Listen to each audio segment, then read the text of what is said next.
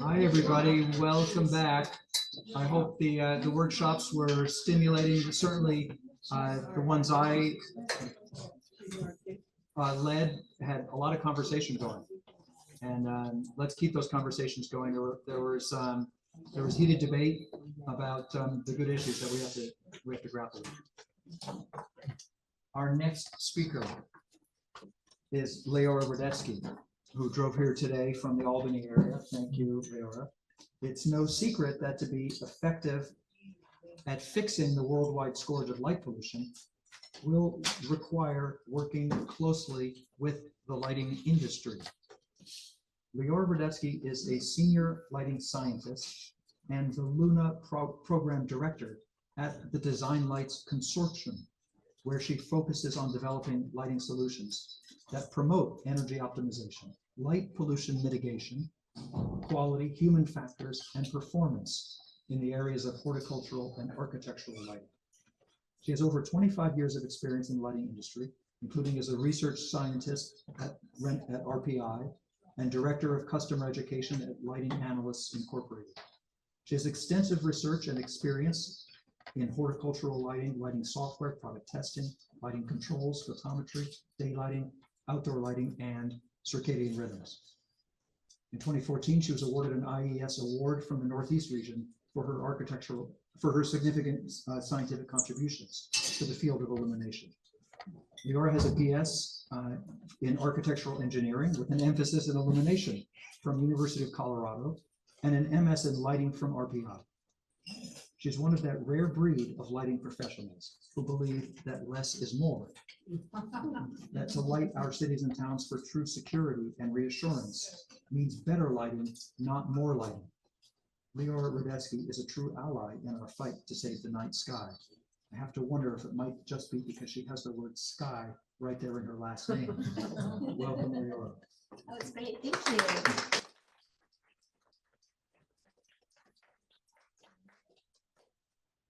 Well, thank you for having me.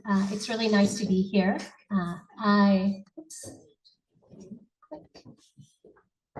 As James mentioned, I am with the DLC.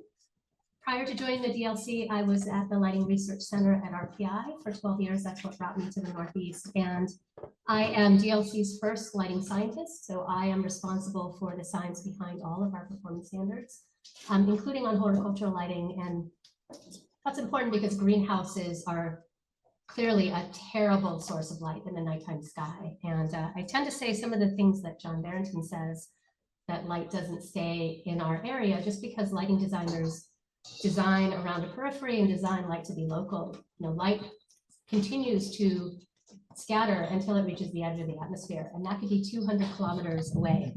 Oh, okay, thank you. So we're very concerned about the trespass of light into the larger environment beyond the reach of our lighting calculations. One more thing, my name actually means my light in Hebrew, so you might say that I was born into this field, perhaps. And I just live 15 minutes away. So, this is very sensitive. So the DLC is a nonprofit organization based in Medford, Massachusetts. Actually, we are a Massachusetts organization, and our mission is to provide decision makers with objective data, best practices for 3 reasons. We want to make sure we're tackling information about quality lighting and controls in order to reduce carbon, reduce energy, and newly into our mission as of 2 years ago is to reduce light pollution. This is very important to the DLC. We are a nonprofit that is comprised of a member consortium, and our members are 66 electric utility and energy efficiency organizations across the US and Canada. And these organizations rely on us to set performance requirements for them so that they can give rebates for the most energy efficient, most controllable products. And they care about quality because customer service is often very important to utilities. They want to make sure that the products that are installed last a long time and that they aren't replaced because they aren't working as well as predicted. And we do have member utilities in Massachusetts. Eversource, National Grid, UI are all members of the DLC. Now, our main product, we create a lot of reports and a lot of data, but our main product for our utility members for government organizations worldwide is our qualified product lists, or QPLs. And these lists are basically products that we have confirmed meet our performance requirements. So they are energy efficient, they have certain maintenance criteria that tell us they last a certain amount of time, they provide code color rendition, they are controllable, they are dimmable. And so we have 4 of these lists. The one I'm going to talk about today is our Luna technical requirements. And these are our requirements for products that provide responsible light at night.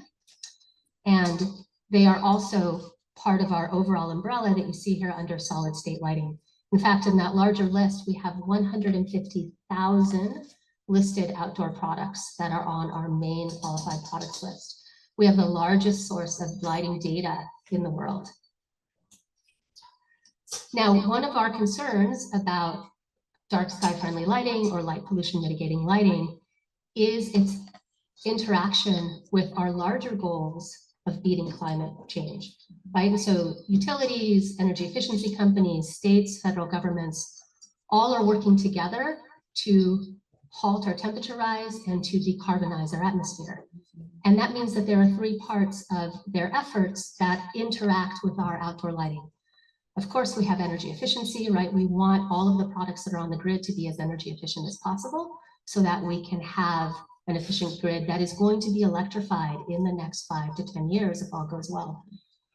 Utilities don't necessarily want to keep building power plants in order to power everything all at once. So demand flexibility, having products that they can shift and shimmy on the grid is really important to them. So sometimes products are operated on batteries, sometimes they are dimmed or moved to other, moved so that they don't have such a large demand of power. And so one of our concerns with light pollution mitigating lighting is that it has to be energy efficient.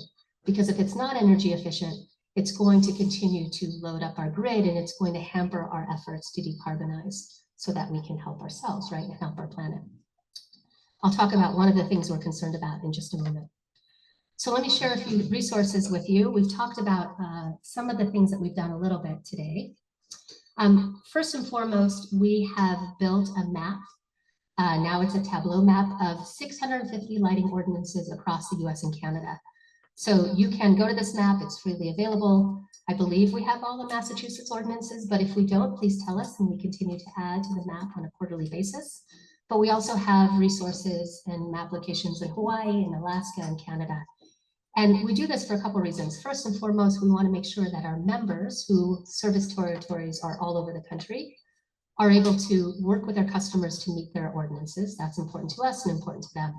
And secondly, we found it really hard as we were intervening in some ordinance challenges that ordinances weren't readily available. You had to dig into a map to a government website to find them, or they weren't even on their website. They were in a third-party tool called E360 or Municode.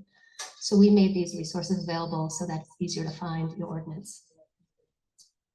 Now, I do want to talk about the Luna list and how we have tried really hard to make it a great resource for stakeholders across the board, whether it's a small town or a big city, or a partner like National Park Service or US Fish and Wildlife or Audubon. And what differentiates our list from others is that we actually list the model number that is compliant. So you have the product, you have the color temperature, if it's compliant or not, 3000 K and lower is needed. We only allow products that have no uplight or very minimal uplight. If they're decorative products, they're allowed to have a little bit of uplight, or if they're installed under a canopy, we allow them to have a little bit of uplight so that that canopy is a little bit brighter. It's not so glary. We only allow certain types of mounting arms in our list. So one of the problems that happens with the products that create light pollution is that they're installed with a mount that's called a slip fitter or a knuckle mount, and it tilts in all directions. We disallow those on the Luna list. So the only products that are listed are ones that essentially have a rigid mount or very little adjustability. And then finally, we support comprehensive controls reporting. We believe that controls are our secret weapon for meeting our demand flexibility goals, for our energy efficiency goals, and for our light pollution goals. So every product reports the kind of driver it has, the kind of integral controls that it has, if it has a network lighting control, what it has available.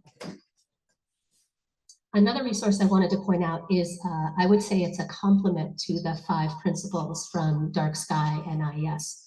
We actually call these the 7 strategies. We found that the 5 principles were a little bit too vague. We found that a lot of people sort of misunderstood or kind of applied their situation to those principles, and we were concerned about that misunderstanding. So we wrote these 7 strategies as a complement. And they center around controls. This is really important. So we want to make sure that all the products are dimmable and controls ready, meaning that they can connect to a network lighting control or a local lighting control. We want to make sure that people understand they should control their light, not only every night when no one's there, we've talked about that today, but also seasonally, right? If we have bird migration, how do we think about using controls in a seasonal manner to address the changing world around us? So I hope you find this helpful. There's a list of all the resources at the end, and I'll share my slides. One of our big wins, we believe, is that Luna is now required in a national standard. So the General Service Administration is a federal agency that is the largest landlord in the United States. They own 9,600 buildings or manage 9,600 large buildings across the United States, and they have their own design standards for their buildings. They are extremely concerned about decarbonization, electrification, electric vehicles, good quality lighting, bird-safe glass. They're sort of the leader in building design.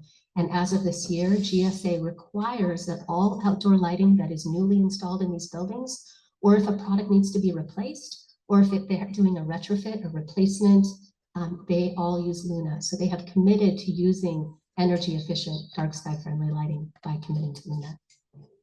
That's a big win because it means you're not going to see 4,000K products on GSA buildings as they're retrofitted. Now, one of our focuses I wanted to share just really quickly is our concerns with a lack of standardization around amber lighting. I'm not sure how much amber lighting is used in Massachusetts. This is the kind of lighting that is not necessarily a blue LED that is phosphor converted or kind of looks white. These are LEDs that directly emit amber or have a different kind of phosphor so that they look very orange. There are no standards around those types of LEDs. There's no standardization on what the color means, what the name means, what the requirements are. And so what you see is a wild west of claims like wildlife friendly. I don't know what that means. Nighttime friendly, sea turtle safe, whatever. Like none of these things are real claims, but these words are used because there's a standards gap. So we've been working very hard to address that. And so what I'm showing you here, this is a little jargony. This is a graph that determines the color. When we talk about color temperature, what we actually mean is if you take the spectrum that you measure and you can get a color space for it, a color dot, like an XY coordinate for your colors. And standards organizations have created boundaries around these colors so that one, the colors look similar to each other, right? So that a green light isn't 3,000K or a yellow light isn't 10,000K. So they've sort of standardized on what these color temperature names mean. So what you see here are these quadrangles that you see over here. Each one of those is the boundary for each color. So 2200, 2500, 2700, all those things actually mean something. It isn't a made up number, it isn't a made up word. And it's one of the things we look for at DLC. Well, that orange space that you see over there that I've called amber, there's no standards there. So people just call it whatever they want. So I will tell you, if you see a product called 1500K, no such thing. Okay, so what we're doing is we're trying to address that. And Mario talked about standards and how they are based on consensus, and this is very true.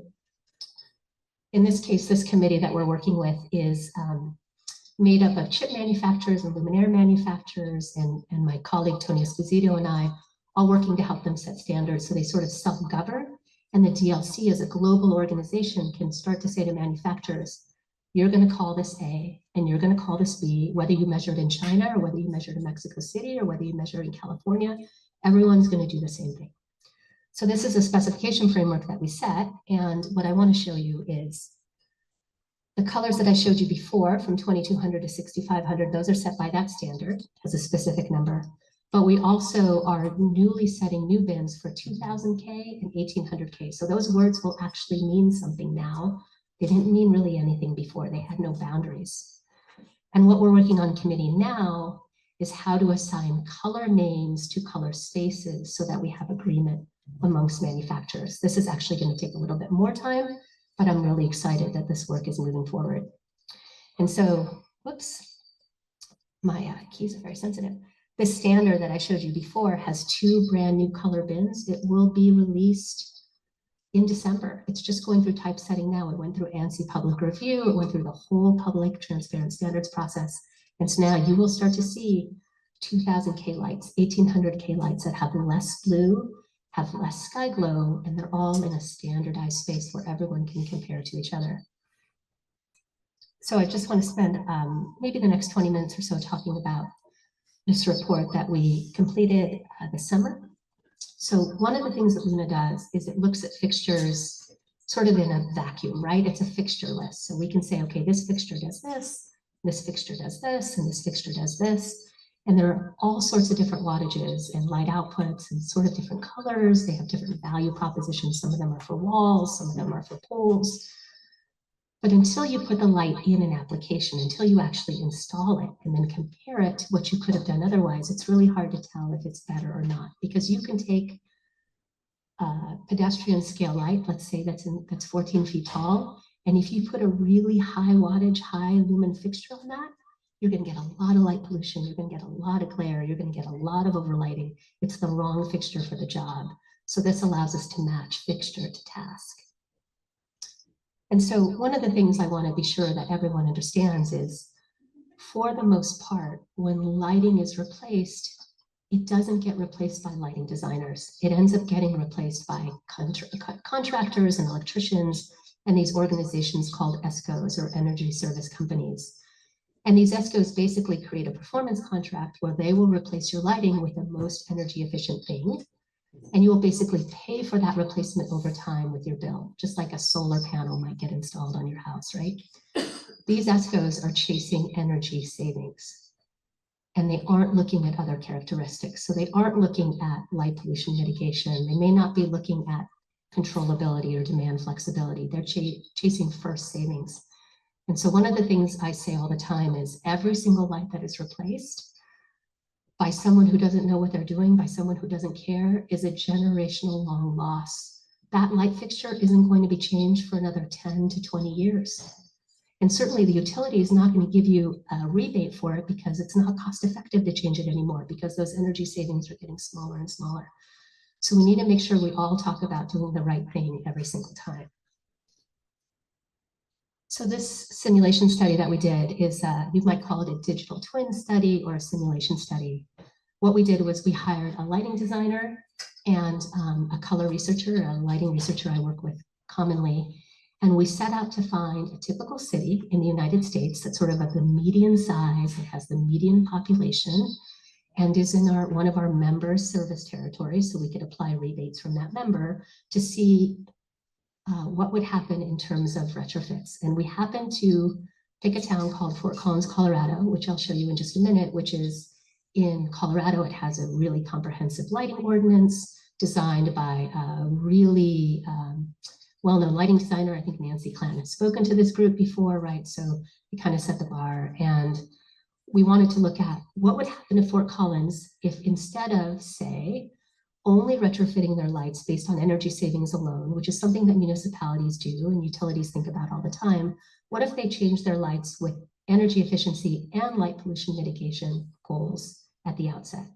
Would that be cost effective? What does the power look like? What do the energy savings look like? And most importantly, what does the light pollution look like? And so this study has 3 components. We use standards. So for example, in Fort Collins, they use a modern energy code. They use IS 90.1 2019, which is a pretty recent energy code that they have there. They have their own street lighting standards. So they actually have illumination standards for their streets set by the city of Fort Collins, and they have their own ordinance. One of the staffer that we worked with, the consultant that we worked with, lives in Fort Collins, so she was able to make measurements of these sites. She was able actually to figure out what was on the sites. But even if she didn't do that, the simulation could sort of live on its own outside of that context. And importantly, we wanted to look at economics as well.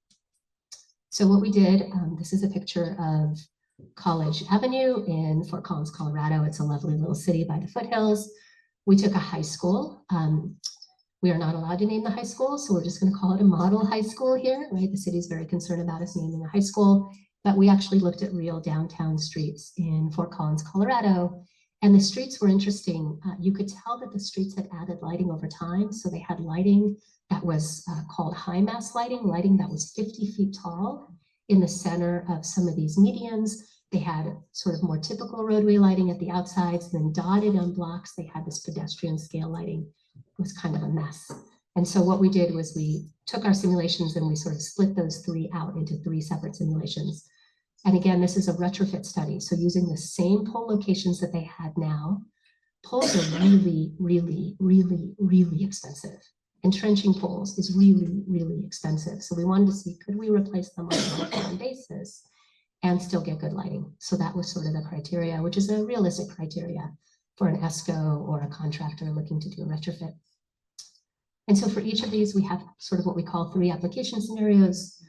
We actually went all the way back and looked at the base case as if it were HID, either high pressure sodium fixtures back in the day or metal halide fixtures back in the day.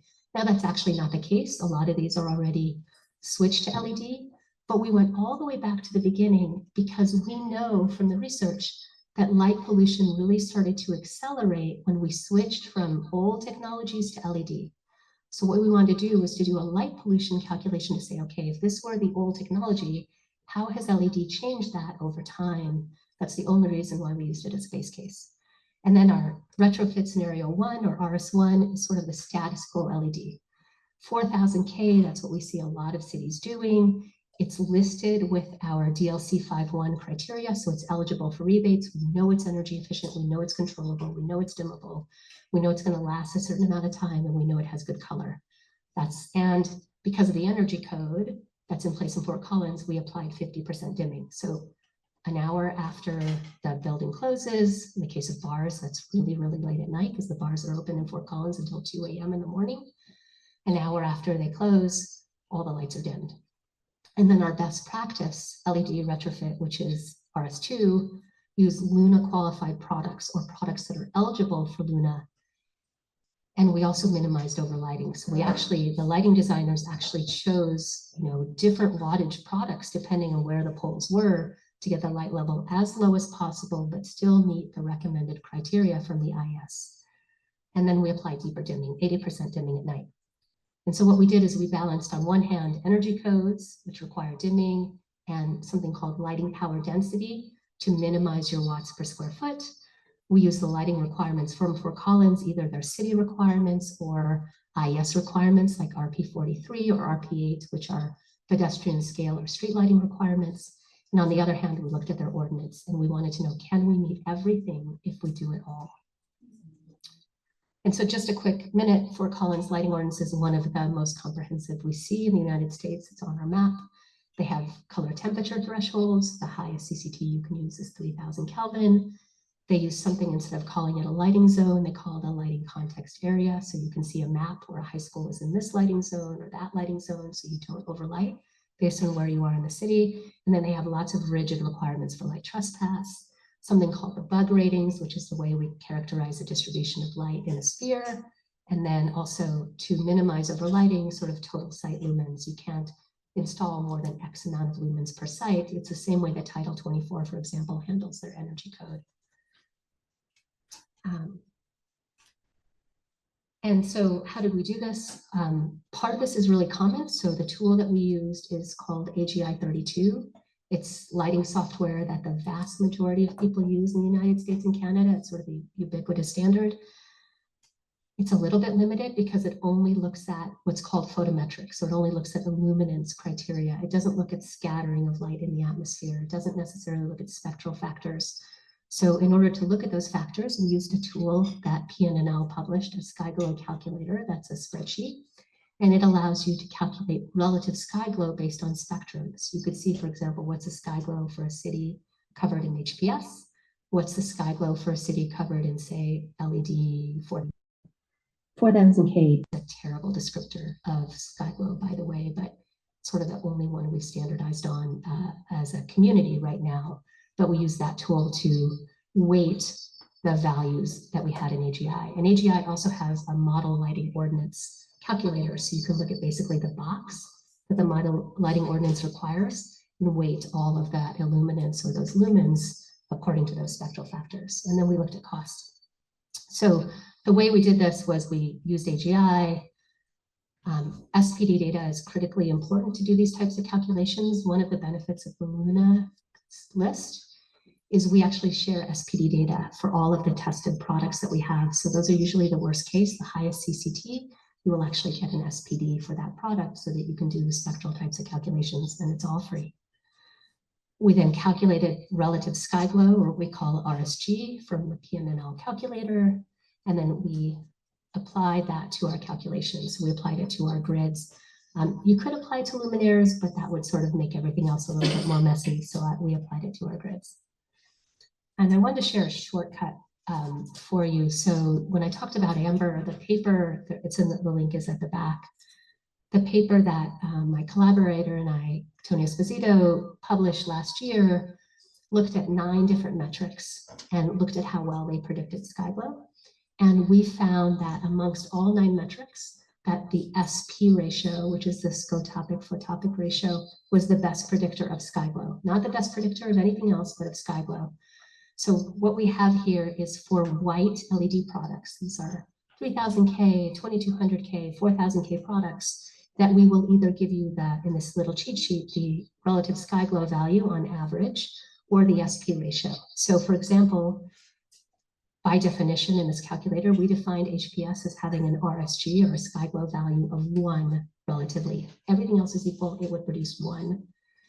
A 3000K product, if everything else was equal, equal distribution, equal light level, equal everything, your relative sky glow product value on average would be 2.1, 2 times brighter than HPS. Even if you make everything the same, it's 2 times brighter because of the spectral scattering.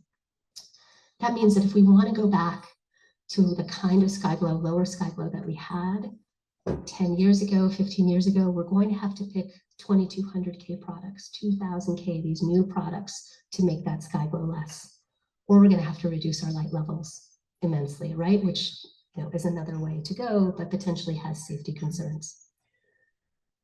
So I wanted to show you these results. So in terms of power savings, we're just going to look at the differences. These are installed watts, okay, for each of the scenarios. So for the model high school, if we go with metal halide, which is the standard that they would have used in 2007, when they had metal halide, you would have used about 25,000 watts. If you do the standard status quo, replace it with 4000K LED, light levels are the same, everything's the same, you're going to cut your energy in half. That's the value proposition of LED, right? You're going to save a lot of energy by going to LED. If you go to 3000K products and minimize overlighting, so you're trying to cut down that as much as possible and just meet the standard, you can save up to 20% more energy over the status quo. So you can save energy by doing this type of lighting.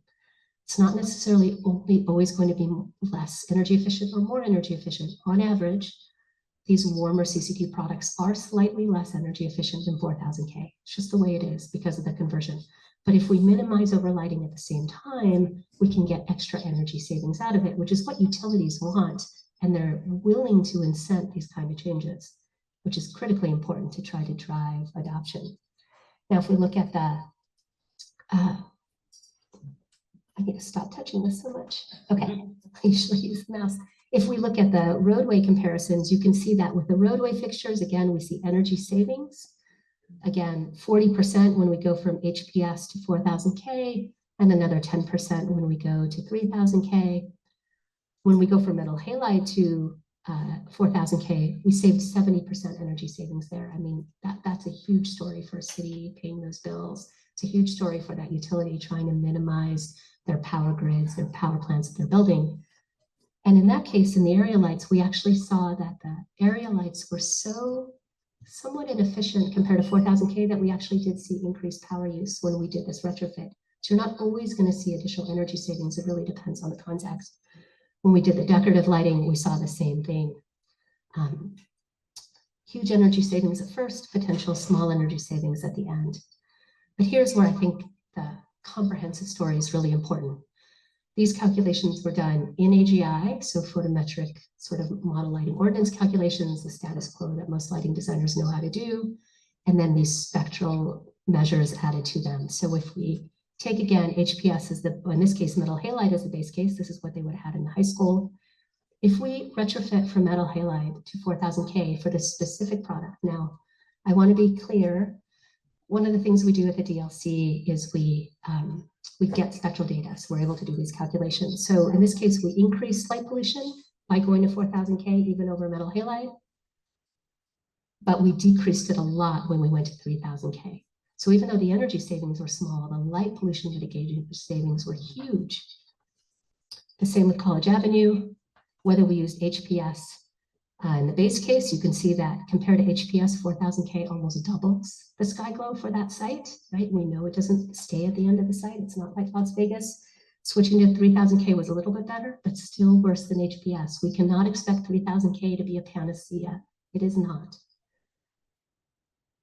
And then if we look at the area lighting, this had metal halide. So compared to metal halide, 4000K was about the same, 3000K was better.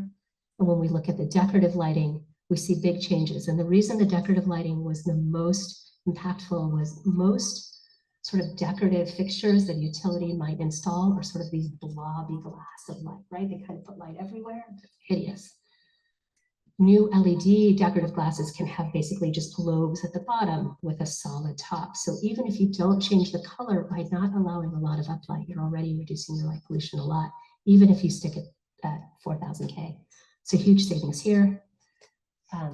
Quickly on the economics, the biggest cost for us in our small simulations was the network lighting control. The network lighting control made up anywhere from 15% of the cost to 50% of the cost. So network lighting controls really are effective for large installations, cost effective, even though they're really beneficial for small installations, they're probably not cost effective there, unfortunately. This is a payback comparison that shows you the payback time for each of the power demands that you might pay. I know Massachusetts is on the higher side here. You're probably around 20 cents a kilowatt hour for commercial lighting. So you might see paybacks of anywhere from 2 to 10 years, depending on the kind of product that you bought. A decorative product is going to be the most expensive product you can buy. It's going to have the longest payback, whereas a roadway light or an area light is probably going to be less. And then finally, the economics we did with a cost calculation tool, so you can use it for free. One of the things I just want to point out really quickly before we're done is we could not meet the ordinance requirements for the G rating, which is a glare rating, and meet the illumination requirements in a retrofit. If we picked G1 rated products, we either underlit, or we could pick sort of G2 rated products and light at the right level. We chose to use higher G rated products for this particular scenario in a retrofit. I'm curious as to what you guys would have done. But we did, whoa, you're clicking so many times. We did see reduced power demand. We did see reduced light pollution. We did find network lighting controls to be very expensive and result in longer payback periods. Most of those really long payback periods have to do also with the cost of the lighting control relative to the space.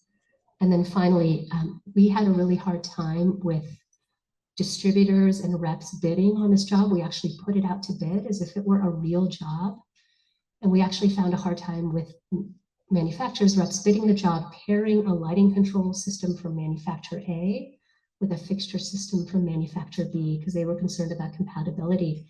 And what we ended up having to do is pick a system that was produced by the same manufacturer. We're very concerned about interoperability and compatibility concerns over time, because they introduced risk to our decarbonization goals, but I just wanted to share that that was a problem for us indeed.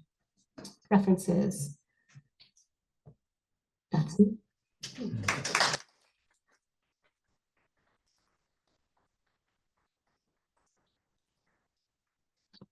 Kelly.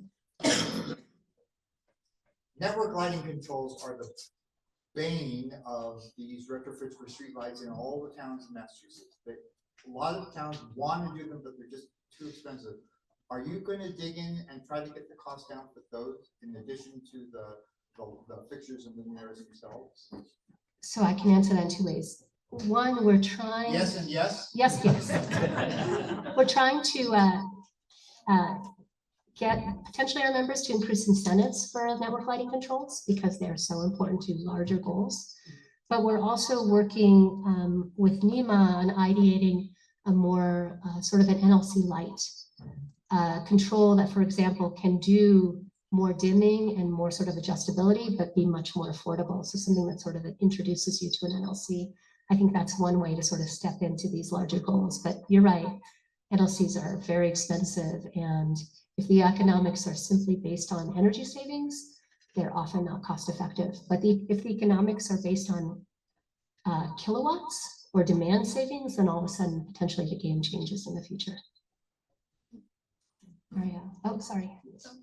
No, go ahead. Go ahead. So would we be able to potentially come up with a compatibility solution that would be a universal solution to not only control the lighting fixture, but also maybe solve some of our compatibility problems?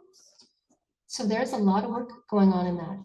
The Zaga Consortium, the DALI Consortium are really working hard on creating interoperable standards for controllers and controls and sensors. So there's a lot of work that's happening in the lighting industry to actually solve this so that you can pair a sensor from manufacturer A with a driver from manufacturer B and a controller from manufacturer C so that they all talk to each other. And that's what D4I, for example, a solution from DALI is trying to do and what the Zaga Consortium is working on. So there's a lot of interest in that. It's going to be hard to solve that, but there is a lot of work on that. It's something we are really interested in.